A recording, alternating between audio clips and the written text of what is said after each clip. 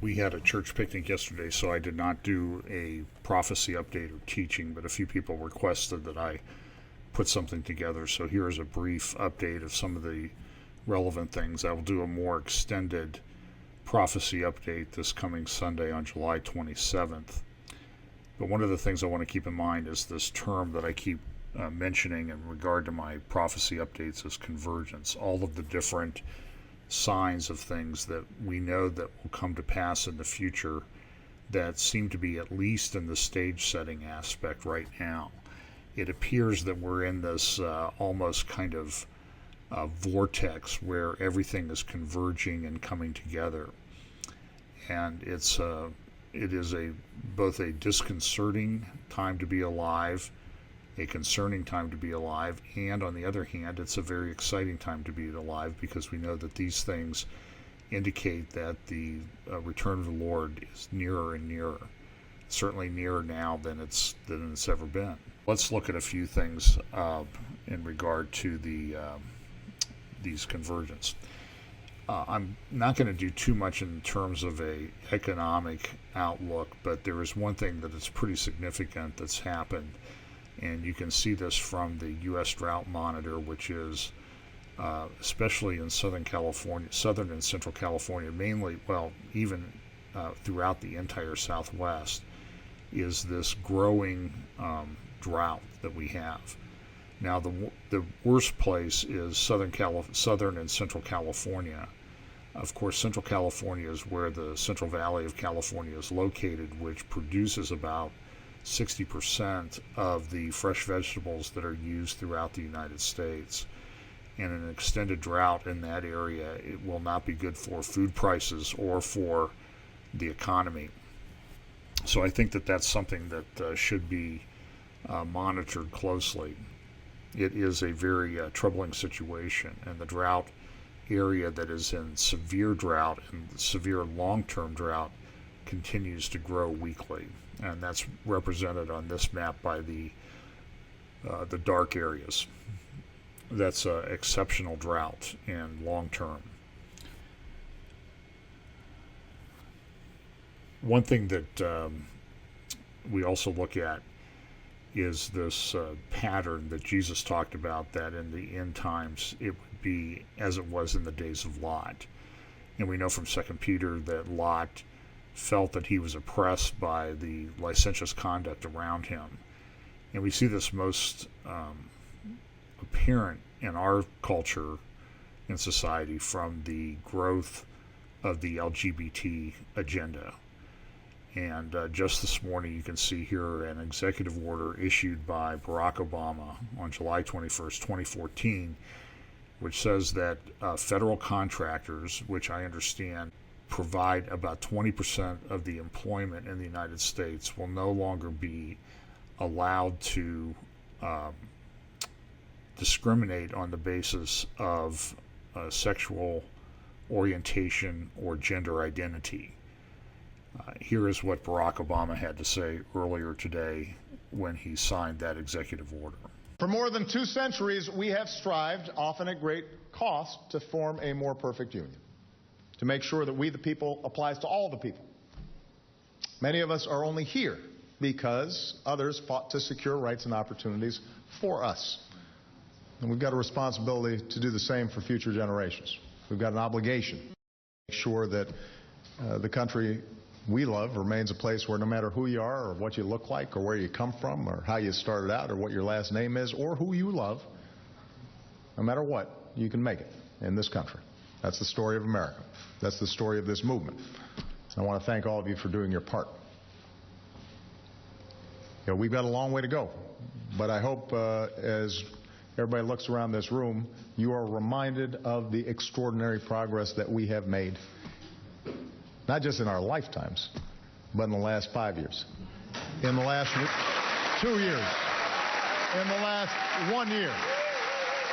We're on the right side of history. I'm going to sign this executive order. Thank you, everybody. And he says that despite all of the things that he has done, all of the states that have overturned democratically enacted, properly enacted laws, constitutional amendments the Defensive Marriage Act, all of those case decisions that have overturned that. And despite all of that, he still says that there is a long way to go. What is it that he could possibly have in his mind that indicates that there is still a long way to go? This is deeply troubling. And you should know that the history of this executive order has been under discussion for some time. A few weeks ago, the group of religious leaders asked that religious organizations be exempt from these provisions. The response to that a few days later was a letter signed by about 50 law school deans and law school professors encouraging the president not to pay attention to what the concerns of the religious community were with regard to this executive order and just go ahead and enact it. So today, and you can see in these photographs, President Obama signed this executive order and put it in place. And this is typical of what Obama's been doing things that he wants to do regardless of the will of the people. A few weeks ago, let's just take a look quickly at apostasy in the church. And one of the things we've been talking about over the past few weeks has been this push to unite evangelicalism with Rome. The push to do that has been led by an Anglican bishop named Tony Palmer. He's with a breakaway group, an evangelical Anglican organization. But I did play the video that he brought back from his meeting with Pope Francis in January that he played at Kenneth Copeland's Evangelical Association conference in Fort Worth back in February, asking that all of the Christians, evangelicals and Catholics, unite together. I've shown you a video of Beth Moore and James Robeson and Tony Palmer saying that those who oppose this are divisive and are scoffers and really aren't worthy of the name Christian or evangelical. It was reported today in various Christian publications and elsewhere that Tony Palmer was killed in a motorcycle accident over the weekend. I don't have any further comment to make other than the fact that we see what he was doing, we see what he was pushing for, and what Kenneth Copeland, I am sure, will double down on his efforts now to unite charismatics, evangelicals, and Roman Catholics in a final one-world Christianity. I think that has significant prophetic aspects to it. Tony Palmer had a website called Eurochurch.net where he was talking about how great this was, that everybody was going to finally be united. A few weeks ago, back in June, I played this clip of Barack Obama talking at a seminar conference held at the White House, and what he thought that the state of the world was. And let's look at what he had to say. If there's one message I want to deliver to young people like a Tumblr audience is don't get cynical. Guard against cynicism. I mean, the truth of the matter is that for all the challenges we face, all the problems that we have, if you had to choose any moment to be born in human history, not knowing what your position was going to be, who you were going to be, you'd choose this time. The world is less violent than it has ever been. It is healthier than it has ever been. It is more tolerant than it has ever been. It is better fed than it's ever been. It is, more educated than it's ever been. Terrible things happen around the world every single day, but the trend lines of progress are unmistakable. And the reason is because each successive generation tries to learn from previous mistakes and pushes the course of history in a better direction. And the only thing that stops that is if people start thinking that they don't make a difference and they can't make changes. And that's fed in our culture all the time. It's fascinating to me. I don't consume a lot of television, but generally the culture right now is inherently in a cynical mood, in part because we went through a big trauma back in 2007, 2008 with the financial crisis. And we went through a decade of wars that were really tough. And that's the era in which you were born. But I look out on the horizon, and there's a lot of opportunity out there. And that's what I'd like to do after the presidency, is make sure that that I help young people guard against cynicism and do the remarkable things they can do. Well, if that wasn't enough, that Obama says that the world is essentially better now than it ever has been, and him showing a complete disconnect with reality. Earlier this week, at the beginning of the week, his press secretary built upon that theme and had this to say at the press briefing, I believe it was this past Monday on the 14th. And this is what the new press secretary at the White House had to say.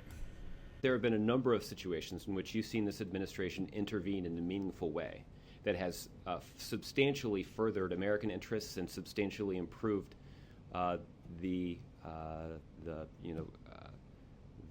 tranquility of the global community. It was clear that he had to stumble around and try to find the words that he wanted to use, that the word tranquility, even for him, even though it was in his script, did not roll off his tongue, so to speak.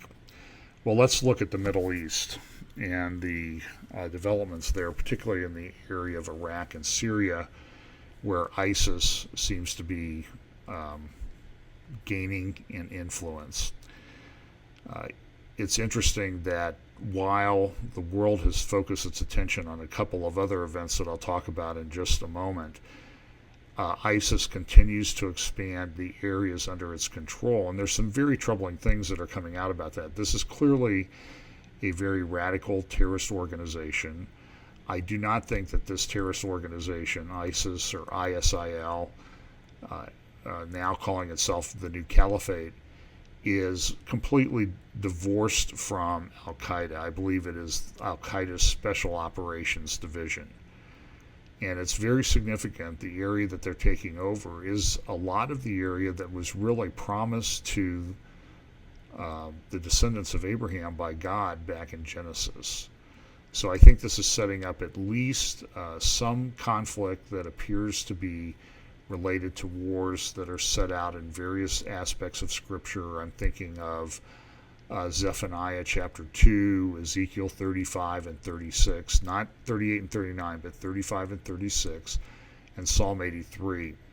Also Isaiah 17. I think all of these different passages, especially the ones that mention Gaza and the Edomites, are in play at this particular time.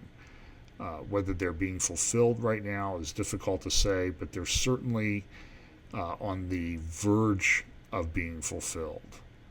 So it would behoove you to go out and review those passages: Zephaniah 2, Ezekiel 35 and 36, Zechariah 9, and Isaiah 17. These seem to be the ones that are most relevant, as well as Psalm 83. And this report out of the Washington Post just last Sunday, that Baghdad's middle-class Sunnis say they prefer the militants to Malki. Now, the middle-class Sunnis, of course, the ISIS or ISIL is a Sunni organization. Maliki, the Prime Minister of Iraq, is a Shiite. So they are divided, but they would rather have these militants and the severe Sharia law that they are enacting all over Iraq and Syria, where they have now taken control. They would prefer that to what they're having under a Shiite government in Baghdad. That's a very significant development, because that means that a significant portion of Baghdad is at least intellectually in the pocket of ISIS and ISIL. For all practical purposes, Iraq no longer exists as a country. Things have changed that quickly in the past month. And it's interesting that while this has changed so quickly and in such a rapid and severe manner, that for the past week it's been virtually absent from the news media. The report just today, this was in Al Arabiya newspaper today, that ISIS is now in control of 35% of the Syrian territory, but not just any 35%. It is 35% of the Syrian territory that includes all of the oil fields and gas reserves of Syria. Now, while those are not significant on a global scale, it certainly does give ISIS the economic and energy resources that it needs to maintain control of that area. And so they are progressing with their goal of establishing a caliphate that will include northern Africa, all of the Middle East, including Israel, and eventually Iran and Turkey. And they've been very bold about this, putting out these publications like the Return of the Caliph, or the Caliphate. Another significant development in Iraq is the fact that this was in the New York Times on Friday, was followed up with some news articles in different publications yesterday, that the city of Mosul, which is where ancient Nineveh was located, is now completely empty of Christians for the first time in its history. Now, this is a very significant development. Jews and Christians have been present in that area for centuries prior to the development of the religion known as Islam. And now Islam has driven out all of the Christians from Mosul. They were told that they needed to leave. They were given a deadline of yesterday, and that if they did not leave, they would be required to pay a special tax, which is required under Islamic law, or if they refused to pay the tax and not convert to Islam, they would be executed. So few Christians that were remaining in Mosul have now left, and the reports are that somewhere in the neighborhood of 1 million Christians have been required to flee Iraq in the very recent past few months. And so ISIS continues on its goal of eradicating Christianity and Jews from all the areas under its control, because that is what they believe Islam requires. They believe that this is what the Prophet Muhammad taught. But the most important thing, though, I think, of the past week has been two events, and you see this in the Friday headlines in the Washington Post, LA Times, Wall Street Journal. Two things that happened. First was Israel beginning its ground incursion into the Gaza Strip on Thursday and Friday of this week, and then also the downing of the Malaysian airliner in Russia, in which just under 300 people were killed. There's been quite a bit of controversy as to who was the cause of that airliner being shot down. Let's take a look first at that airliner.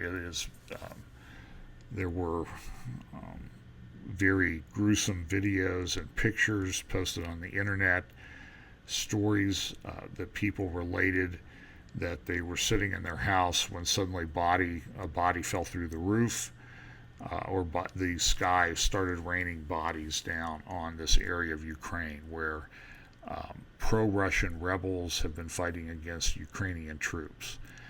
The missile that shot this down, it is clear, was a very sophisticated missile that required a fair amount of training to operate. You do not just pick up a shoulder-fired weapon and shoot down an airplane flying 6 miles up in the sky, traveling at 500 miles an hour. That just isn't done. You need to have a specially designed piece of equipment that requires training. That's why there's I think, good evidence that the pro-Russian Ukrainian rebels that did have these pieces of equipment and had earlier in the week shot down other Ukrainian aircraft, that at least some of the cell phone calls that have been released indicate that they thought that this was a cargo plane that they were shooting down, and when it then turned out to be a Malaysian airliner. The crash scene has been the description of what has been happening at the crash scene in terms of an investigation and the collection of bodies and parts of the plane for an investigation as to what the cause was, that it has been a farce. The pro-Russian rebels have come in. They've threatened journalists that have come in, others that have come in to try to document what is going on. Of course, Russia denies that they did it. Ukraine denies that they did it. And so there will probably be a long investigation. Ukraine has given authority over the area to the Netherlands, which had about 2/3 of the people on the plane that were killed, the flight that was shot down, were from the Netherlands. It'll be interesting to see how this develops at the time. And at the same time, Vladimir Putin made a very public showing of going to church on Sunday and crossing himself, showing what a great religious Christian he is. I'm going to cover this in an upcoming update. I think there's some significant developments there, and some people, such as Pat Buchanan and others, have suggested that it appears that Vladimir Putin is now the great defender of Christianity in the world. I think that this is a Russian ruse. It is part of the deceptive nature of the Russian government that has existed ever since the communists took over in 1917. Putin himself is a grand deceiver, and it is very difficult to believe much of anything that he says. But this is all part of his plan to expand the Russian Empire, and I think the goal to reconstitute the Soviet Union and extend its influence into areas where it previously had influence and beyond. So there is a psychological war that's going on in addition to the things that are going on the ground. Bears watching. Well, let's take a quick look at Gaza and what has happened with regard to Gaza. When Israel was going to go into Gaza, they made very clear that they told and warned people, and especially in the northern area of Gaza, the Gaza Strip, that they needed to evacuate.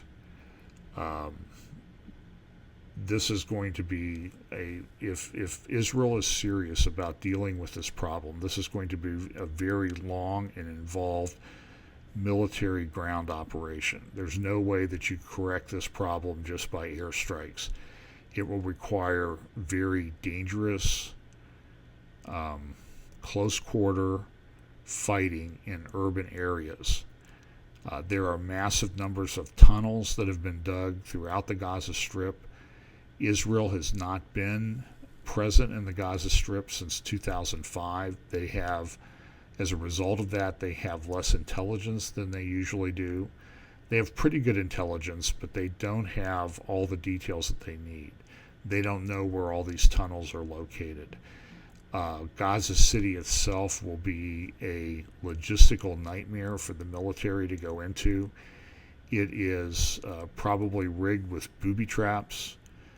It has tunnels under it, and it is one of the most densely populated places on the planet. So this will be a very long, involved, difficult operation for Israel.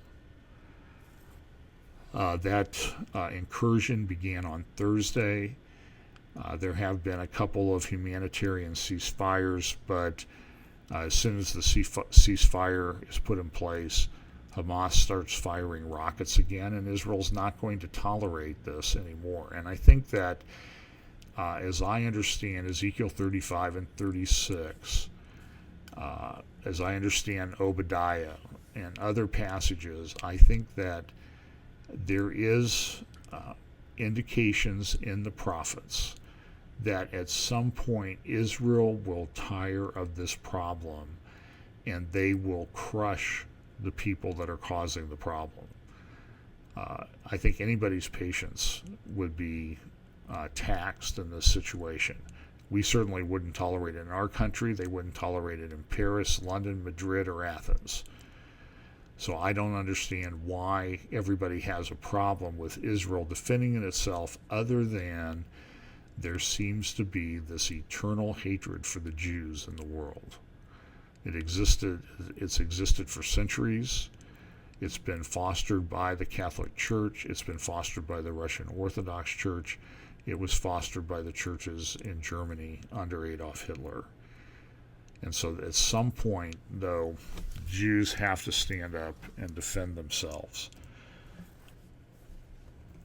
The operation continued, and again, all in the context of this,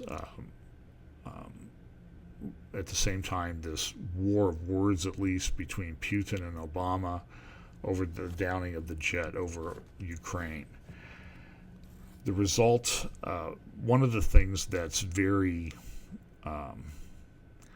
troubling is the media coverage of what has happened.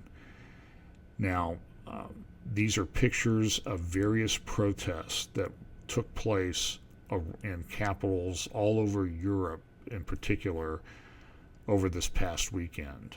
Pro-Palestinian, anti-Israel, anti-Jewish protests where things were shouted about kill the Jews, finish what Hitler started. For example, these are pictures in Athens and Thessalonica of protests that took place there, protesting Jews, protesting Israel. This is Madrid, a pro-Palestinian massive protest organized by Muslims, but also attended by socialists and communists and other people that support the Palestinian cause. This is a picture of what took place this past weekend in Madrid. Two of the largest protests were this one in London, and you can see Palestine Solidarity, Stop the War Coalition. All the peace groups are out there. You see here this sign in London. You see Big Ben in the background. Over 100,000 people protesting in London in favor of the Palestinians. You see this one sign here on the right, Join the Socialists. So it's clear that this is an organization in which the communist, socialist people are behind this attack on Israel and the Jews. Here's a picture of the massive protest that took place in London. You see the thousands, tens of thousands of people marching in support of the Palestinian cause. No one marching in support of Israel. The other large area of protests were in Paris. There were attacks on Jewish synagogues in the city of Paris. Again, tens of thousands of people turning out for these protests to protest in favor of the Palestinians and against Israel.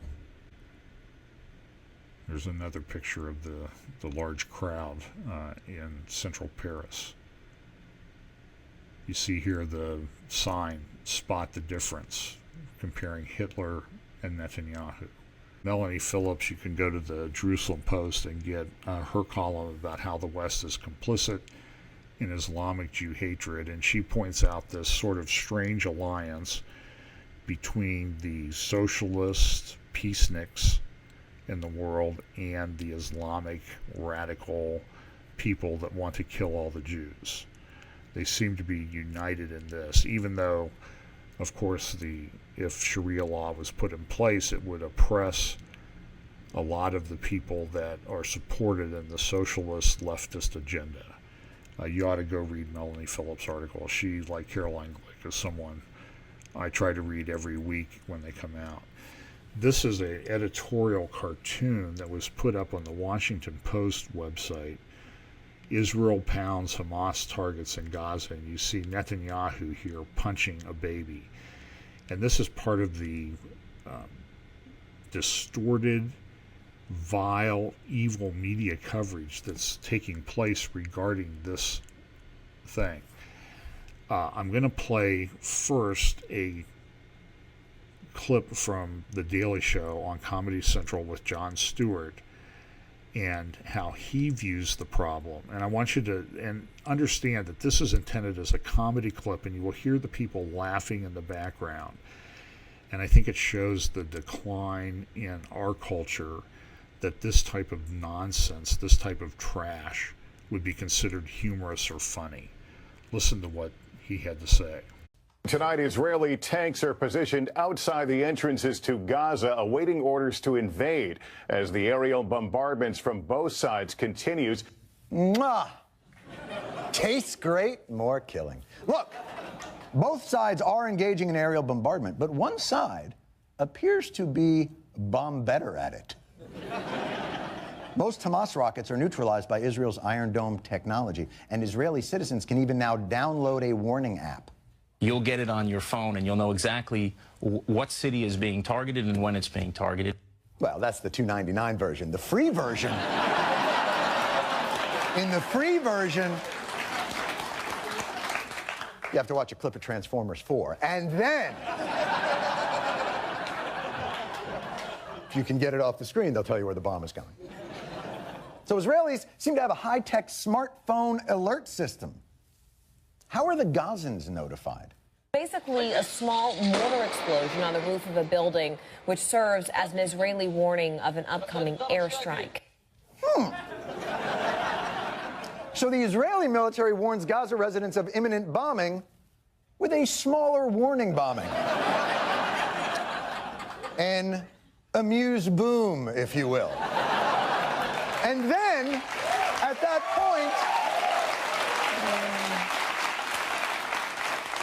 point, what are Gazans supposed to do? The Israeli military telephoned the neighbor to warn them to evacuate, but they only had 3 minutes. Evacuate to where? Have you seen Gaza? It's this, Israel blocked this border, Egypt blocked this border. What, are they supposed to swim for it? Perhaps nothing sums up the asymmetrical nature of this conflict more than a quick check-in with the correspondents assigned to the respective beats. Tonight, we have the view from the ground on both sides, starting with Martin Fletcher in Tel Aviv.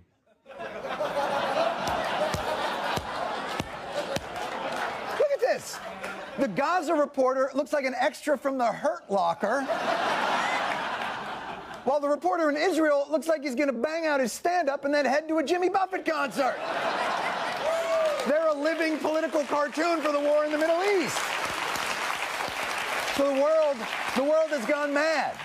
Looking at the New York Times coverage of the problem, it appears the New York Times, is silently but happily complying with a Hamas demand that the only pictures from Gaza are of civilians and never of fighters. I ask you this question. When have you seen a picture in the mainstream media of Hamas fighters in this whole situation between Israel and the Palestinians? Have you seen missile launchers other than an IDF? The Israeli Defense Force released videos of attacks on these missile launchers. Have you seen the mainstream media show one Hamas fighter, one Hamas missile launcher? No, this is a media distorted. The media is intentionally distorting what is going on.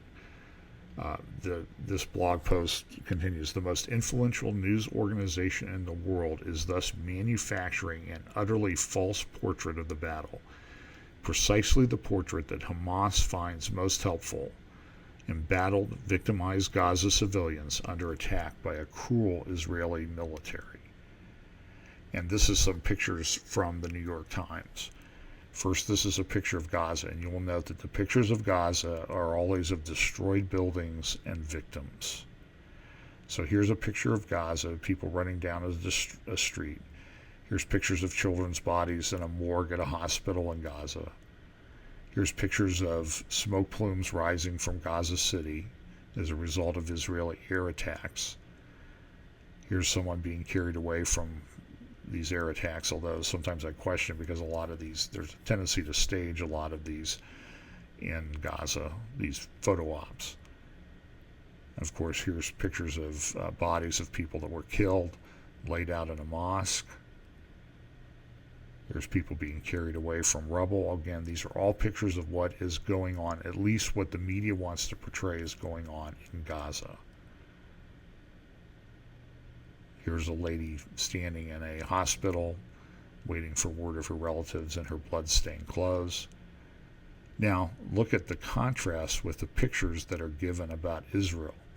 Here's a picture of Israel and its tanks. It's always military people and tanks. Here's just pictures that were in the New York Times this morning. On the left are the pictures of Gaza. Someone holding a dead child, people hiding in a school. On the other hand, on the right-hand side are pictures of Israel, tanks crossing into the Gaza Strip and soldiers massing in the Gaza Strip. Never any pictures of people in bomb shelters in Israel, never pictures of rockets being fired out of Gaza. This is a complete media distortion of what is going on the ground, and it is being done intentionally to portray the Jews as bad people. This is a satanic, evil plot that the media is engaged in, that the media is falling for in the way that they are reporting this situation. Here's Netanyahu and what he had to say the other day. I want to use this opportunity and speak to the people of Gaza. Heed the warnings of the IDF, of the Israeli army. Leave your homes to the places where you're told to go. Leave. Don't stay there, because Hamas wants you to die. And you shouldn't die for Hamas. They don't care about you, but we want you to be safe. Here is a video. Now, this is the other side of the story. Here's an interview between Sky News and Naftali Bennett. I played a clip, or I played his speech that he gave at the peace conference that Haaretz put on in Jerusalem. And I appreciate Naftali Bennett's honesty in the way that he speaks directly to the issues. But look at the insolent, arrogant, and idiotic questions that are coming from this Sky News reporter, and understand that this Sky News agency is the same agency that was caught on tape going through the luggage of dead people and from the plane crash in Ukraine. They've apologized for it, but this is the type of people that would ask these questions of Naftali Bennett. Listen to what Naftali Bennett has to say. I'm joined now by Israel's Minister for the Economy, Naftali Bennett. Very good to talk to you, Mr. Bennett. Everyone understands the right of nations to protect their integrity and to protect their citizens, but by any stretch of the imagination, is Israel's response not disproportionate here? Are you kidding me? If 1,000 missiles were shot on your home and on your family, like they were this morning, would you be talking about the proportional? The only difference between us and Hamas in Gaza, that we see right now an attack over, the only difference between us and Hamas in Gaza is that they are deliberately sending their women and children to stand next to missile launchers in order for them to get killed, and then they can cry to the world that they're being killed. This is cynical and cowardly. Your question is not appropriate, because Israel has all the right to defend itself. We pulled out of Gaza Strip 9 years ago, back to the 67 lines. There's no Jews in Gaza. They started this. They're continuing this. This can all go away the moment they disarm themselves and stop shooting at us. Right, but I am not kidding you, but the fact is that, yes, and as you heard me say in my first question there, of course everyone understands the right of Israel to protect itself. But the disproportionate part of it you didn't effectively answer. You say that all the civilians that are killed in Gaza are being used as human shields. Do you really believe that? I know that overwhelming majority. You know, on Thursday morning, the UN officially discovered 20 missiles within a school. Hamas is placing missiles in homes, in living rooms, in schools, in children's rooms. This is their modus operandi. That's their method. Now I'm asking you and asking every viewer that's watching right now, if Hamas was shooting missiles at your home from within a school, what would you do? Would you just wait for those missiles to kill you? We fight back. We fight back in order to defend ourselves. You know, this question has been put to many in the UK, and they reply, we wouldn't indiscriminately kill women and children. We've got pictures. Let's just have a look at them now of the aftermath of one of the recent attacks there. And it seems women and children, by no means trying to protect missile sites or whatever it is you're describing, trying to flee from a bombardment of their homes. It's disproportionate, Minister. All right, you're invited to a situation like this. It's just great sitting on the sidelines and telling us how to react when they deliberately, without any reason, they have no territorial claim on Israel. We pulled out of there, back to the 67 lines. They're shooting at us.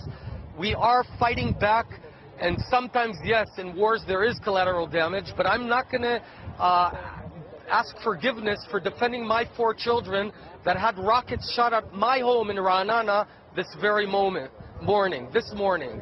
Okay. So what Hamas is doing is effectively self-genocide.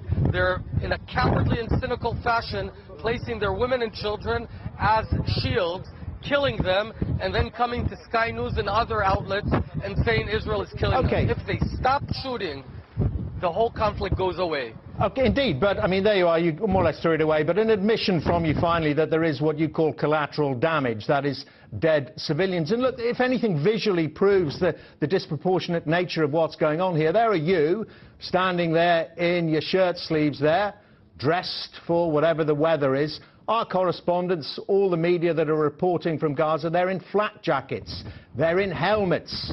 That's how dangerous it is there. You know, am I supposed to be sorry for the fact that we spend millions on defending our citizens and they spend millions on preparing missile launchers to kill people? Israel deals with defending and providing security to its citizens. Hamas deals with how do we kill as many Jews as possible. So I think that we have our right to live here, and exercising our right to live here means that if someone is shooting at you, you shoot back to that person, and if that person is cynical and cowardly and hoarding women and children around him, well, he's to blame for this catastrophe. Okay. Minister, thank you very much indeed. Minister for the Economy there in Israel, Naftali Bennett. Now, another person that was engaged in this kind of media dust-up or this media attack on Israel and the Jewish people was John Kerry. John Kerry was on Fox News Sunday, and while he was sitting on the set with an open mic, he was engaged in a phone call with one of his assistants, or the people that work for him at the State Department. And Mike Wallace is going to challenge him on that. I appreciate Christopher Wallace, Christopher Wallace is going to challenge him on what he had to say. And I appreciate Christopher Wallace making the effort to challenge John Kerry on his anti-Israel stance. When he's off camera, he's anti-Israel. When he's on camera, he puts on a show that he's pro-Israel. And I think it's pretty clear by now that neither Barack Obama nor the State Department nor John Kerry are pro-Israel by any stretch of the imagination. Listen to what was said on Fox News just yesterday. While you're doing a series of interviews with all of the networks, and while you were on camera and while you were on microphone, you just spoke to one of your top aides in between the interviews about the situation in Israel and the fact that 14 Israelis have either been shot or killed in an operation. We want to play a clip of that conversation because it's an extraordinary moment of diplomacy. Take a look at this. Yeah. It's a hell of a pinpoint operation. It's a hell of a pinpoint operation. Right. It's escalating significantly, and it just underscores the need for ceasefire. We've got to get over there. Yep. Thank you, John. I think, John, we ought to go tonight I think it's crazy to be sitting around. Secretary Kerry, when you said it's a hell of a pinpoint operation, are you upset that the Israelis are going too far? And in fact, do you intend to go back to the Middle East tonight, sir? I think it's very, very difficult in these situations. Obviously very difficult, Chris. You have people who've come out of tunnels. You have a right to go in and take out those tunnels. We completely support that. And we support Israel's right to defend itself against rockets that are, continuing to come in. Hamas has started this process of rocketing. Was trying to find the people who killed 3 young, and 1 American kid, 3 young Israeli citizens.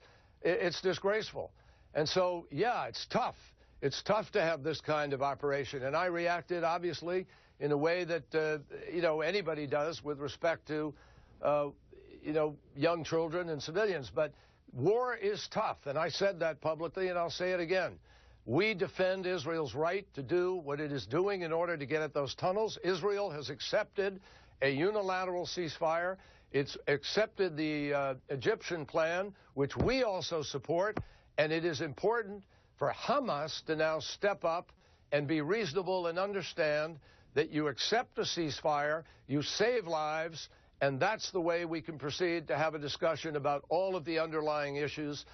And then this report, an elite Israel, the Golani soldiers, a Golani brigade, an elite group of some of the best soldiers of Israel, lost at least 13 soldiers in combat in Gaza. It was certainly the worst day for Israeli soldiers since the 2006 Lebanon War.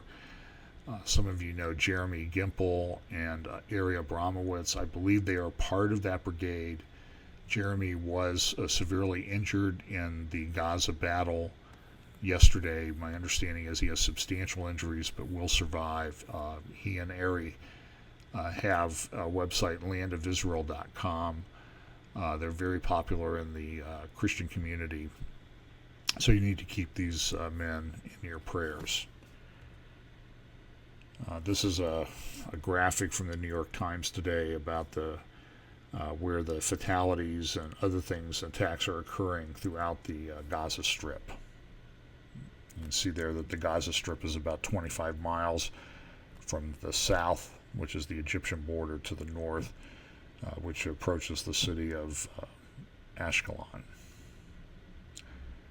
And then this is Benjamin Netanyahu being interviewed today by Brian Williams about the media coverage of this particular war. Perhaps you're detecting there what we've been detecting here, however, and that is that this time the capacity of even your allies to watch this seems to differ a little bit. We heard our own Secretary of State in an unguarded moment while wearing a microphone yesterday mocking the pinpoint operation aspect of the IDF attacks. That plus the rise of social media, are you more worried now about losing public opinion? Well, it's always a case. And look, I can tell you that in this case, we not only showered them with leaflets, we called them on cell phones, we text them, and we had 20 soldiers killed. 20 soldiers killed, some very fine commanders, and they had a few dozen killed. By the way, according to our estimates, about half of them were combatants. So this happens in every war. And especially in one in which Hamas embeds itself amid civilian population and prevents the civilian population from leaving. Am I worried that this will have an effect? Of course it does. But, at a certain point, you say, what choice have you got? What would you do? What would you do if American cities, where you're sitting now, Brian, would be rocketed, would absorb hundreds of rockets? You know what you'd say? You'd say to your leader, a man's got to do what a man's got to do, and you'd say a country's got to do what a country's got to do. That will conclude my prophecy update. I think these are very significant events from a prophetic standpoint. I think that we need to have our news on and our Bibles open and pay attention to what is going on. because I think things are going to get very intense in the coming weeks and months. If things are unfolding the way that I think they're unfolding, I don't think there will be much relief in the days, weeks, and months ahead. So that concludes this week's prophecy update.